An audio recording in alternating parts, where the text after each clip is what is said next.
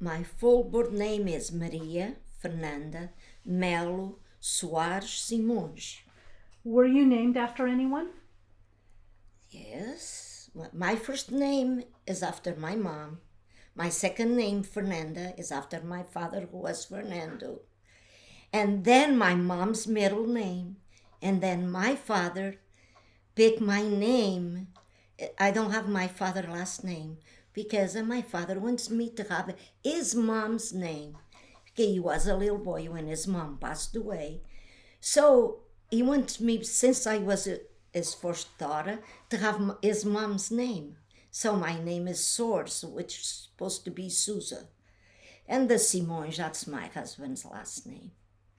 When and where were you born? Because I'm going to make him keep it rolling. When and where were you born? Kelly. No? Stop. I thought you said No. keep it rolling. No, we need to keep rolling, but not you. Because I got to fix this. What happened? I don't know. How was that so far? Do we have to do that over? No, I just don't like the lighting. Okay, all right. Okay. Trying to get this shadow. Look at Kelly, please. Oh, okay. Trying to Yeah, I get think that's a shadow down fascinating. low. I love that story. It's so sweet of your father to do that, to want to honor his mother that way. Yeah. So my last name is my grandmother. Oh, yes. O que é que disseste, Angelina? Foi mais gostoso quando a mãe queria trazer os pratos. Ah, yeah. Well, yeah. Especially my sister. Yeah. Oh, I can see how Because she that didn't have my the same name. the same last name. Okay, we're ready. We're Okay. back. So when and where were you born? I born in June 18, 1942 in Peak Island, in the little place they call terras, which means land. So that's what I was, my little village. So Azores, of course, Azores Island. please tell me a little bit about your childhood and your teen years. How many were there in your family? It's just my sister and I. My parents just got 2 kids. And I was the oldest one. That's why it's interesting, because my mom, when got pregnant, they didn't know if it was a boy or a girl. Of course, those days, no. And so they decided to have the name. If it was a boy, be Manuel Fernando. If it was a girl, Maria Fernanda. Here I am. And so, but I was the only child for a long time, 8 years. And I was always sad because I didn't have a sister, which in those days, a sister or a brother. Because in those days, couples, they used to have a lot of kids, one after the other, most 2 years apart. So I was sad because I didn't have kids. And my father was the youngest one in the family, because my father had an interesting story too. It's when my grandmother had my father, she was 45 years old, and my grandfather was 60. They were 15 years apart. So my cousins, they are all so old. Some of my cousins are older than my father. My grandparents already had grandkids when they had that boy. So I was living, my life was just among old people. Practically, I lived with my father's oldest sister. I was sleeping with her. She was 25 years older than my daddy. And so I was probably spoiled because among all, but I had a good life. Always want to go to college. I always want to go to college, but my father never want. Because my father want me to marry and to bring home a man to help him in his agriculture, because my father always was a agriculture man. He had land, always work in the fields. He had his own land from my grandfather. So what was it about college that called to you? Why did you want to go I to always want to go to school and go to college. I want, always since I was a kid, I want to be a teacher. Since I remember, I even used to play with my books, put the books in front of me and pretend I was teaching with those books. Always went, but my father never went. Never. Until I was 16 years old, I want to go to college. That's when I went to college. But the problem was we had to go to college to another island, which was Fayal Island.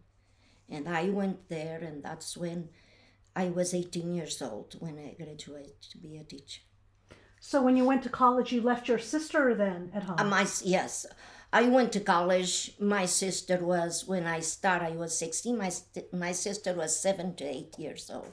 Mm-hmm. Yes, we were 8 years apart. So did your father change his mind once he saw you going to college? He never changed. He never. But because I insist, my mom was on my side. And my mom, even my aunt didn't want me to go to college. Because she told me that when I graduate and I came back from the other island with my degree, and she said, you have that, but until I'm alive, you won't go anywhere. And it's true, I never went. But I taught 2 years in my village when she was still alive. What did she mean by that when she said that you would not go anywhere, she would not go anywhere? What did she mean? The story was, when I was 6 years old, she did her, how I'm going to say, no, I cannot. She did her will for me when I was 6 years old. Her will? Her will, which was her house, her land, everything was mine. So her dream was, I live and I don't need, she never worked. And was just like, hey, you can live like I live, but life is not like that. And she had the same dream as my daddy, to get married and take care of her. And my father was the same way. I was the dream girl, according with the way I... So there was a lot resting on you to get married, to have children. Yes. So and they were picking on my boyfriends. They didn't want... They had to be a man who... Until... because like you asked a little while ago, how was my... but I had when I was a teenager, I had a very happy life because my parents or the type of man and wife, they used to go to dances and our folklore, the groups. They, like Venice, teach kids at dancing, the square dances.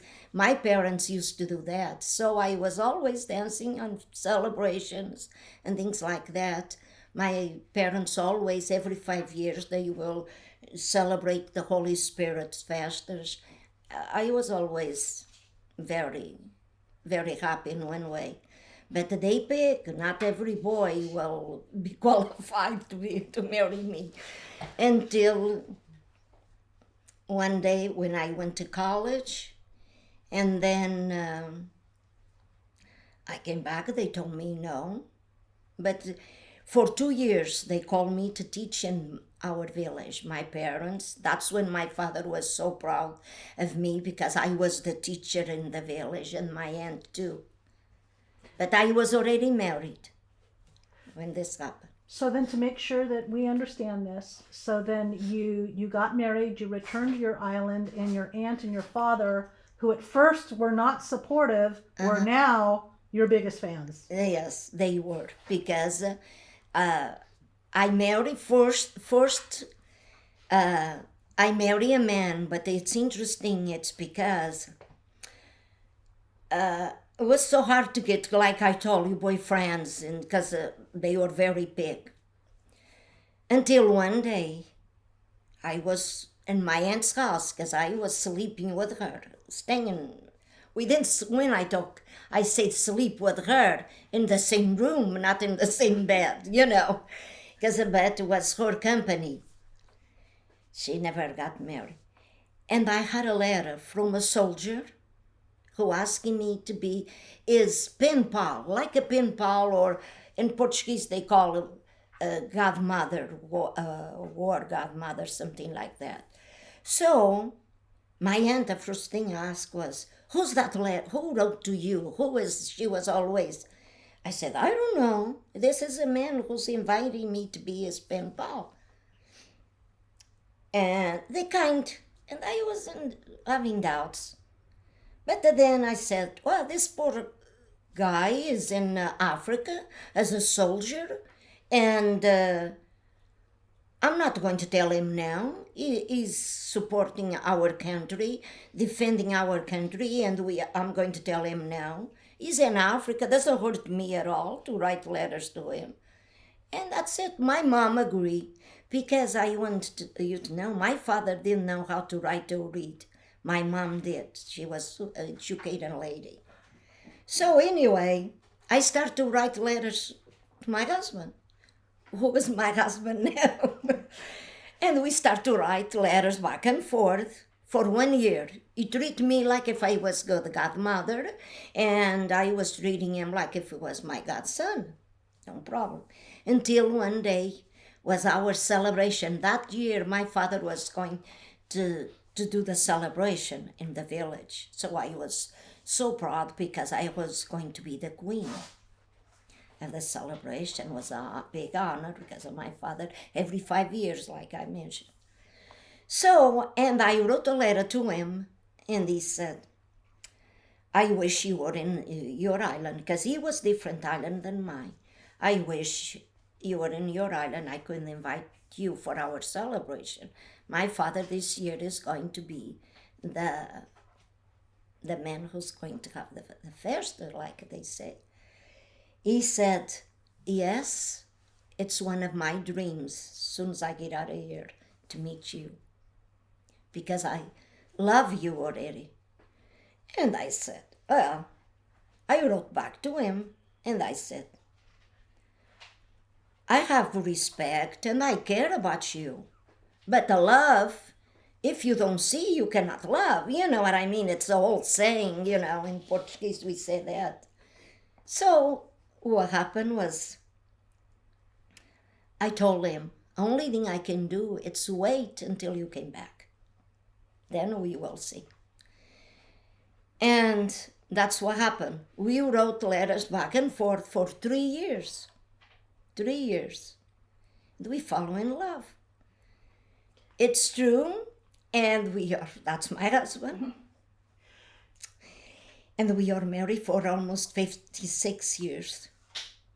We have 2 beautiful daughters. But anyway, the thing, I say my father's dream was fulfilled is because we didn't know who he was. I didn't know if he was a farmer until later on the letters. He mentioned his father was a farmer too, like my father was. Was that important to you? Yes, well, it's important for my father and my aunt. We had the land. My father needed a man. That's part of, when my husband wrote a letter, he wrote a letter to my parents to ask for my hand to marry me. Usually they ask for the hand of your daughter.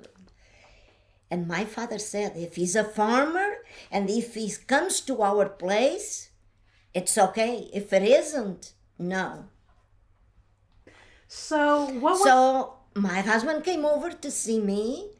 My father was so happy because he went to milk cows in the morning. My husband went with him. He started milk cows like everybody else,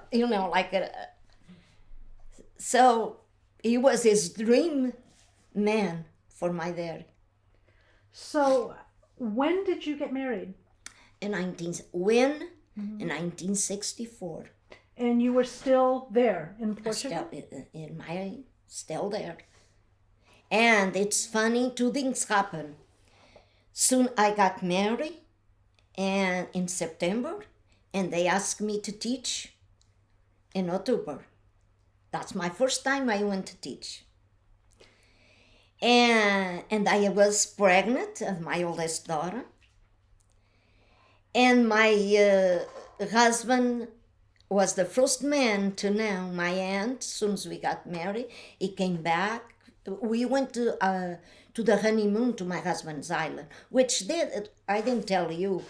Dennis Island, it's the same island of my husband. They are both from the same island. And we came back from our honeymoon from that island. And my aunt told my husband, you have to take care of me. He kind of felt. He said, yes, because all my land, all my stuff is from Maria.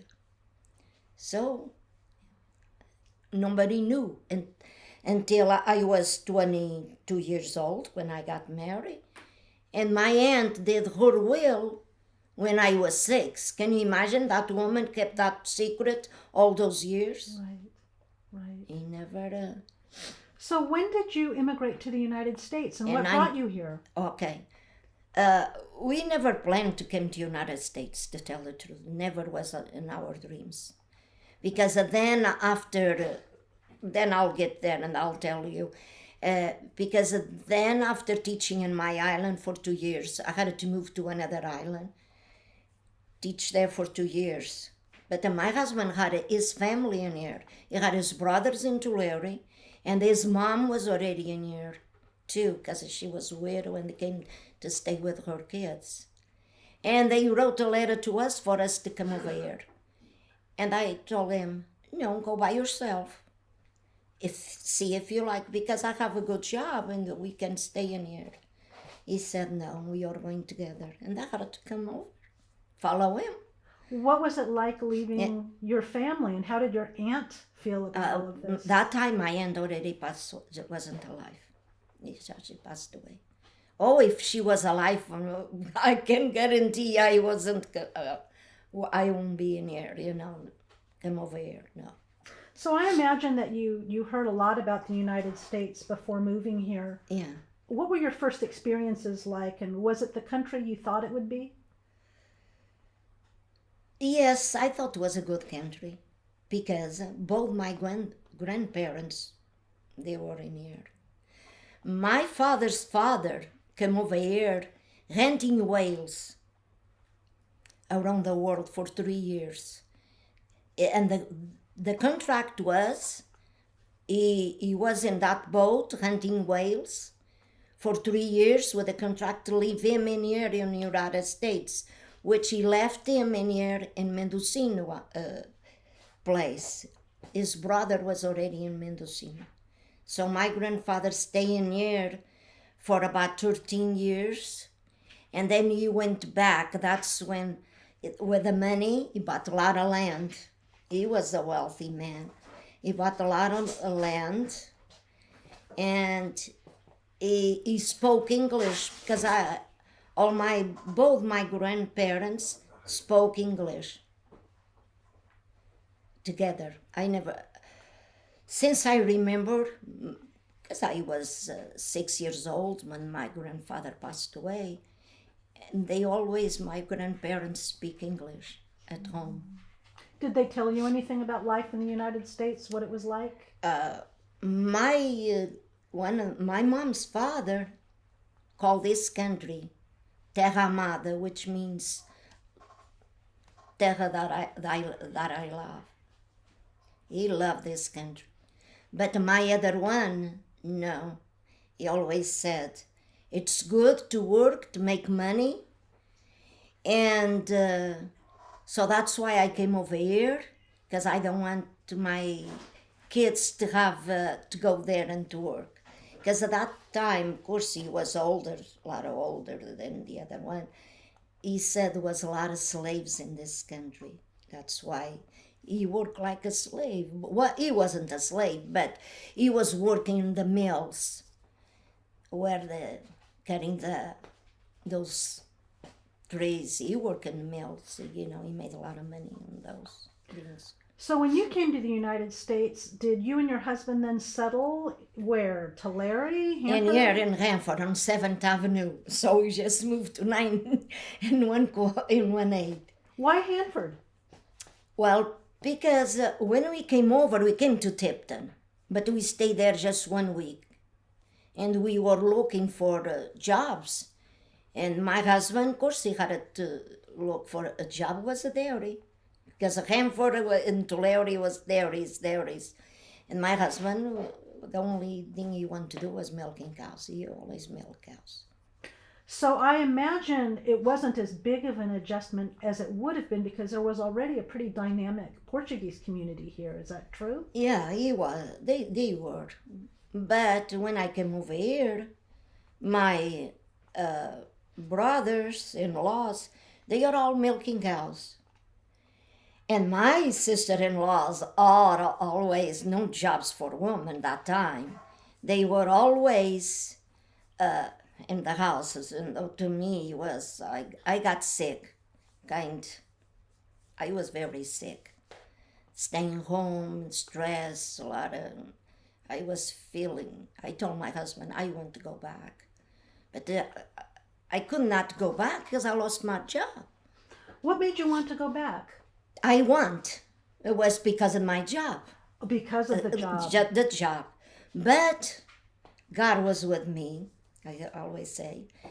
After I went to school, I told my husband, I have to go to school because I want to learn English. And I went to school in 1973.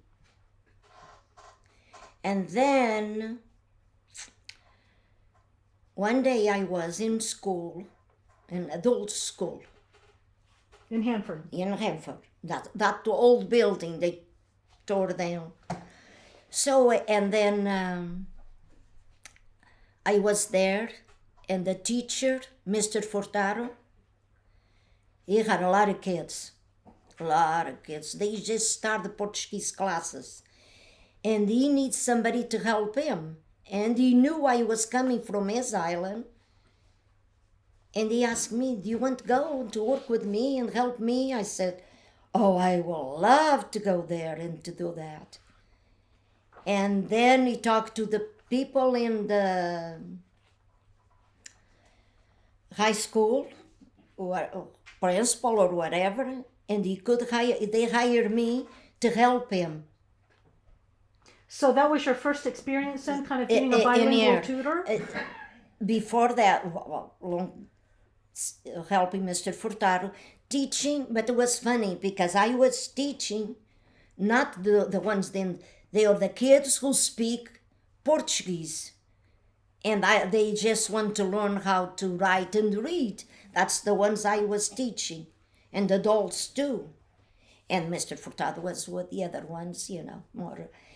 But I was still in high school to graduate. And I graduated from high school. But I had a hard time in that time because I had my daughters at home. Not at home, they go to Key Carson, and they were kids, and I had a life. I had to cook, and as a Portuguese woman, we have to do everything. And then I graduate in 1977. Graduate from high school. Okay, so let me make sure I understand this. So you started off at adult school, and then you went to high school to get a high school I was diploma? in both, because first of all I started high school to learn the English. And then I started to teach. In the meanwhile, Mr. Furtado knew about me, and that's when he invited me. And then I worked with him about 3 years, probably, helping him. So how old were you then when you graduated high school in Hanford? Okay, I graduated in 77. So I came over, I was 29 years old. 77 I was, born in 42, I was 30 some. What was it like taking high school classes with kids who were teenagers? What was that like for you? No, it was no problem. because with my grammar and the education I had from Portuguese helped me a lot. I just bought a dictionary, a small one, and I was with both languages, and that's it. In 2 years, I had my diploma. And that year, 1977, or 77 or 76, so now I'm kind of more or less. The only thing I know was I took my American citizen papers the same year, because I could not work in a lakeside school without having American citizen papers. That's the first thing they ask you. As if you were a citizen. Yes, So you became a citizen. yes. And February 14, I went to take my citizen papers.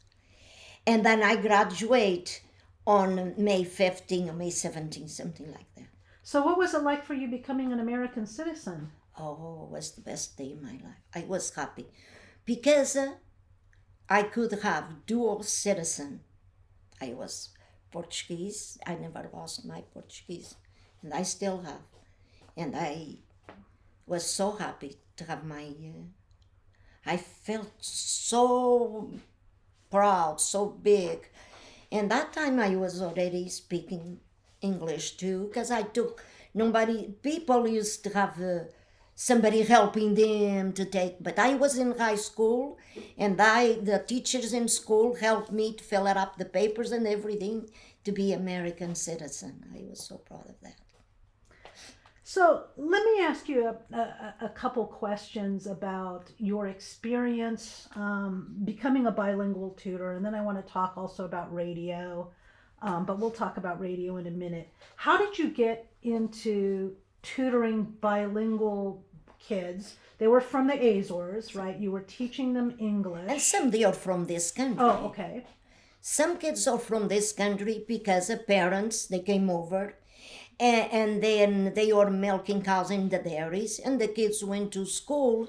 They didn't speak but just Portuguese, and they need help.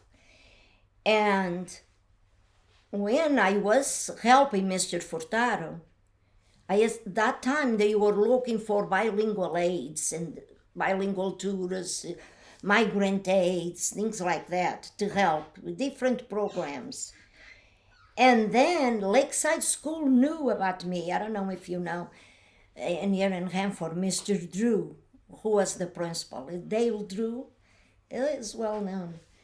And somebody told him, and he called me if I want to work in Lakeside School. And I never applied. Or I said, yes, I do, because it was full-time job there in Lakeside School.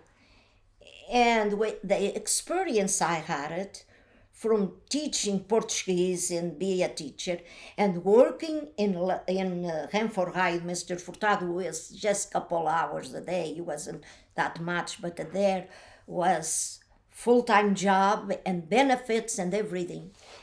And I was going classroom to helping where they had Portuguese kids. They need help. Not just the ones. They came from Azores, of course, when we had the earthquake in 1980. Was a lot of people came over because the islands were, 3 islands were kind of destroyed almost. And so I was easy for me to go to help the kids. I even had one kid. I don't know if you know her, but Delia Faria, who has her business in here in Hanford in Farmers Insurance. I was her teacher for just 1 year because she was 14 years old. And I was just going there to help to the classroom to help her in fractions and things like that, because she knew it was just to help her to adjust to the math and things like that. That's what was easy for me to adapt myself to those. What was the most rewarding aspect of being a bilingual tutor for you? What did you get the most joy from?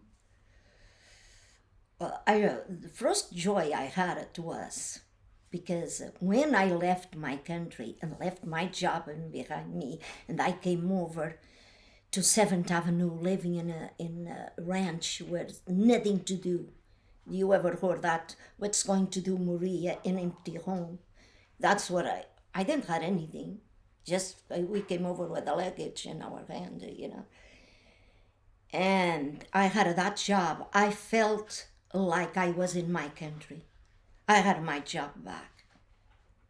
That's when I felt so happy. I started to love this country. And to me, it was the most joy I had it when I started to work there. But I kept going to work, go to college. I didn't stop at Hanford High. I went to COS, kept going, graduated COS the same year my daughter graduated from high school. Wasn't it? If I'm not mistaken, I think was. And then my dream, I said, no, I'm going to be a teacher. But then I started to think, I just got 5 years more, I'm getting old, and I had a good job, working full-time coverage, insurance and everything, and I kept going, so I worked there almost 30 years, and that's it. And then my husband retired when he was 65, I was 63, let's retire both, and that's it. And we have been. So in addition to your experience teaching, you also got into Portuguese language radio for 20 years. Over 23 for sure, but more than that probably. So had you had experience in radio in Portugal, or what? No. How'd you get into this? No, that's when I told you in the beginning I got sick. That's my first job. I got sick, and the priest, who was the priest in our church, Immaculate Heart of Mary, he went to visit me, and I complained to him. I said, I don't know why, I want to go back. And I don't even want to talk about, because he said, Maria, why don't you go into the radio business? You speak Portuguese so well. You could go to those business. Oh, I don't know anything about the radio business. He said, yeah, go to town. He helped me. He said, I'll go with you to talk to a radio station to buy 1 hour. First of all, I bought 1 hour. And then you go to town and look for commercials and people who can support you and so forth.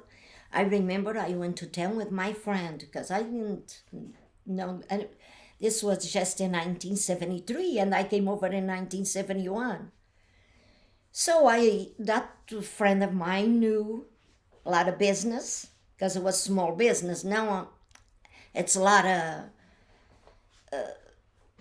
big business. They go on TVs. We don't have those small business anymore. And on the first day, I had 7 houses who support me. And I said, I have enough to pay to the station, because at the point was to have the business who support you to pay that station and the rest is yours. And that's what happened. What kind of content did you have on your program? Okay. I signed up with the Council of Port. Do you know what is the councils? Like, we have a council. I know Spanish people, they have the council, Mexican council in Fresno. The people when you need the... Oh, consulate, like a consul. Yes. Yes. We call council. We have one in San Francisco. I sign up. Say, I'm going to have these communications. Took a couple months to set up that. And he started to send to me information from Portugal, so I could have information. Community, well, I had to look for interviews, talking to friends, and like we are doing in here, it almost the same procedure. Talking to friends, people's birthdays and things like that. Playing Portuguese music, like a regular, because I I see Spanish people, they have that, and that's when I start, and people start to like, and I start to talk to them about our business, like memories, like our ancestors will do, like ladies would do this, bake bread, talk about stories, and my daughter will start to go with me to help, and we will dialogue about grandmother. I was the grandmother, she was the granddaughter, asking me questions like you asking me, almost the same thing. Like Dear Abby. Yes, and we will do things. People love it, and it was just 1 hour, and I had a contest. I remember to have contests asking things, and people will had a little tokens to give it to them. So it sounds like Portuguese language radio really plays an important role in terms of community. Yes.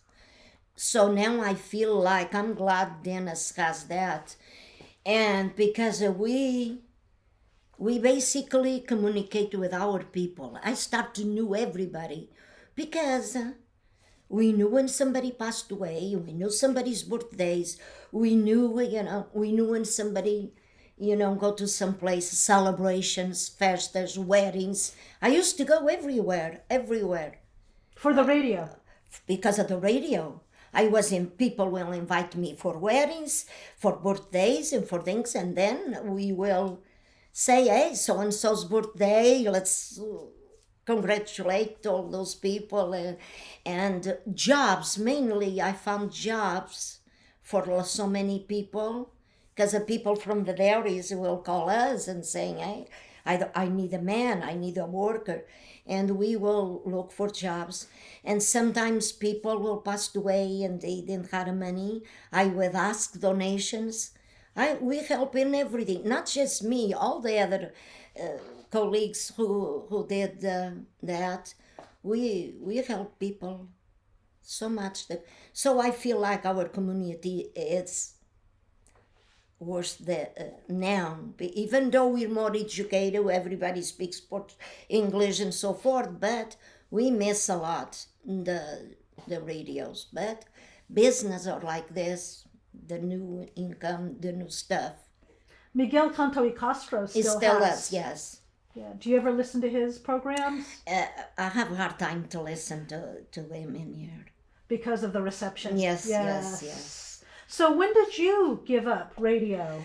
Oh, because this radio station over here went to sell, and people, the same way Dennis did, everybody stopped, because no more support, especially because we had a small business in here in town. Look, other day I was talking to a friend of mine who they were thinking the little stores we had in Hanford in downtown.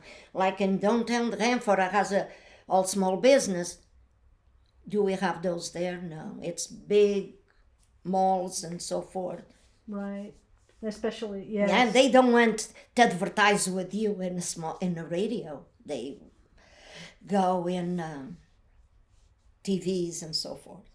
So you're also a painter and a published writer and poet. Yeah, well, yes, I am. But start this way. When I finish the radio, I had so many articles I used to write and things, and I said, what am I going to do with these? Because I'm not going to throw these away. I had a hard time to write these. It's part of us history, and I decided to write a book over that, in which I call the name "Months of Our Roots." That's the name it's in Portuguese, but so, and I was so happy with the success, because I don't have more of those books. I still have those, but the guy made a mistake and didn't put my name right, so I gave them away anyway. And then I said, no, I'm going to write about how the woman used to wash clothes and so forth. And I did was a good one. I went to Portugal and I did that there. And there they love the book. So you wrote about how women in Portugal wash clothes? Yes, And on you the went Greeks. to Portugal. Yes, well, how I used to wash our clothes on the Greeks. Like, Greeks were running or on the ponds, and we had those islands, that's the way it was. And your poetry as well? Did your poetry as well Yeah, focus it's on- about focus on the same things, but I love poetry, and that's why I'm always writing poetry. I love that. So where do you get your inspiration from? Well, when because in Azores, men are always and women, we are always singing. Singing, the folklore and those things. And they do those rhymes, people are rhyming, and I always love that, talking to people and rhyming words, Where do you get your inspiration for your paintings? That's another thing and interesting in this country. When I was sick, a lot of things happened. I was very sick.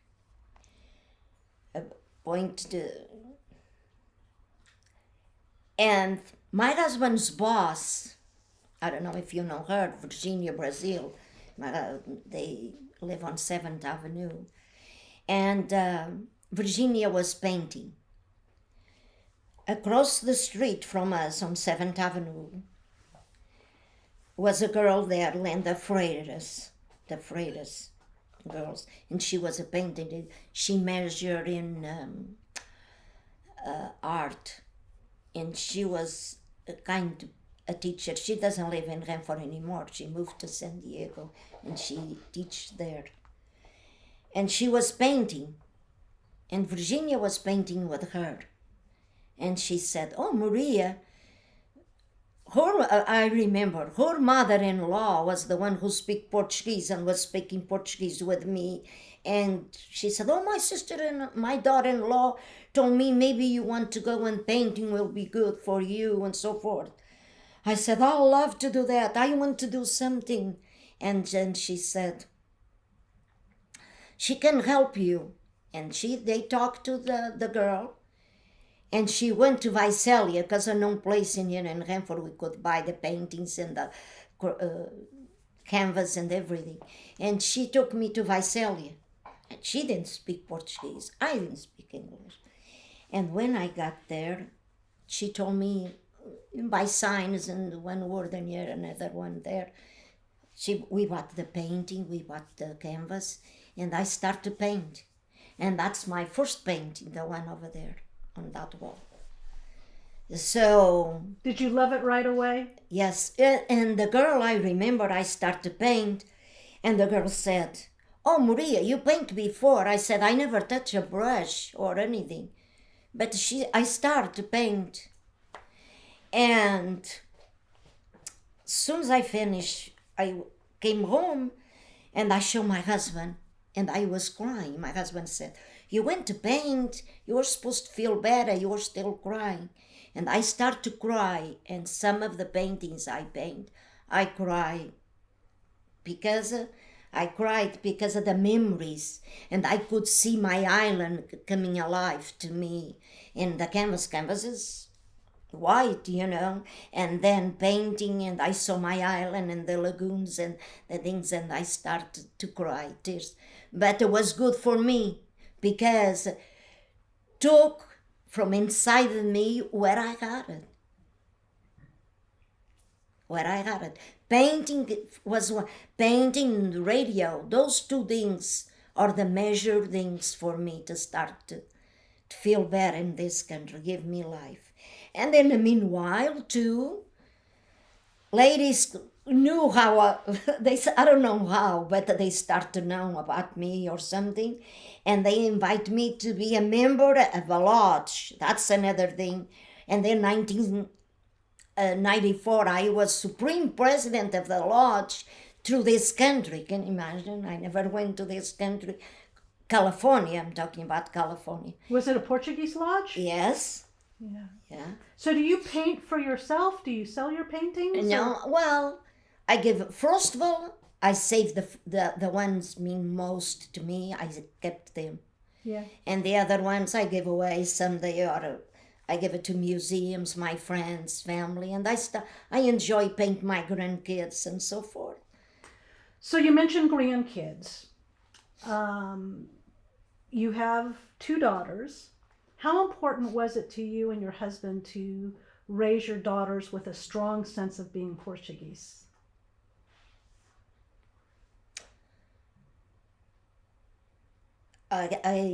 You have to explain that to me again. You have 2 daughters. Yes, And they both speak Portuguese. yes, they do. Why was it so important to you and your husband that they retain the language and a sense of being Portuguese? Number one, I'm going to tell you what my husband says. My husband always milk cows. He never learned. He understands, I'm not saying he never, but he understands what's going on, but he cannot communicate making a conversation. So he said the cows didn't teach him. They speak the same language as the cows in Azores, all the cows of the knew. And so my daughters and we came over, because when I came over, my youngest daughter was 4 years old, the other one 6, was no way to lose the primary language. It was no way. So we kept the language, because in the house we always speak Portuguese. My husband didn't speak another language, we had to speak Portuguese. So my parents came over from Azores over here to live with me. Then afterwards, they didn't speak English either. And my daughters, we kept, and it's a habit. My daughters and I, we never, even though I speak English now, my daughters never speak English with us. Never. It's a habit. So in addition to the language, Maria, what other Portuguese traditions was it important to you to raise your daughters with? Is it everything? I like my daughters to be, I don't know why, I guess it's in the blood, I don't know. My daughters, they were not just speaking, but they cook, they bake bread, and even if they want to do something Portuguese and they don't remember, they call me. Even the other one who lives in Monterey, and we thought she never will do Portuguese stuff because she was more Americanized, but she doesn't. She calls me, Mom, I am doing this, how you do, how you Portuguese. They always call me, and it's in our blood. I don't know. It's our culture, it's our life. I don't know. Is it important to you that they maintain that? It is very important. Why? I don't know. Even though I love this country, sometimes when I work in school, I was try to be Americanized. You ever heard that? If you go to Rome, do what the Roman people do. When I'm outside of my house, I do it like I'm American, but then in my house, it's a habit. I don't think I know how to live different way. So I only have a couple more questions, Okay. and it does focus on being Portuguese American. Okay. So you have dual citizenship. Yes. So to what extent do you think being Portuguese American has made you the woman that you are? Well, number one, I'm very proud to be Portuguese, no doubt. But I'm very proud to be American too.